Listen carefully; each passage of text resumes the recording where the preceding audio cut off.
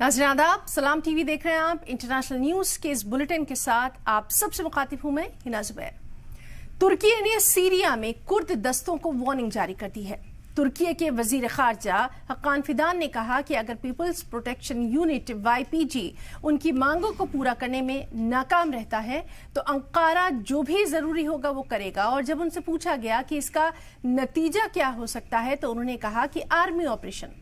पिछले महीने बागियों की तरफ से बशारुल असद को उखाड़ फेंकने के बाद तुर्की की तरफ से कुर्द दस्तों के खिलाफ मुल्क में सीधे दखल देने के इम्कानात बढ़ गए हैं।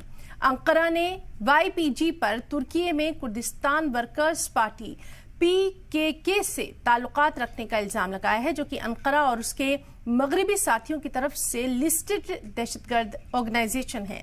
फिदान ने कहा तुर्की ईरान और इराक से आए इंटरनेशनल लड़ाकों को फौरन सीरिया छोड़ देना चाहिए। उन्होंने कहा कि उन्हें अभी इस सिमत न तो कोई तैयारी दिखाई दे रही है न ही कोई इरादा। 2016 से ही तुर्की ने कुर्द दस्तों को अपनी सरहद से दूर करने के लिए सीरिया में लगातार जमीनी ऑपरेशन कायम किए हैं। सीरिया के हुक्मरान अहमद अल-शरा, जिनके HTS ग्रुप का लंबे वक्त से तुर्की के साथ ताल्लुक रहा है, उन्होंने हाल ही में अल अरबिया TV से कहा कि कुर्द क़यादत वाली फौजों को नेशनल फोर्स में शामिल किया जाना चाहिए।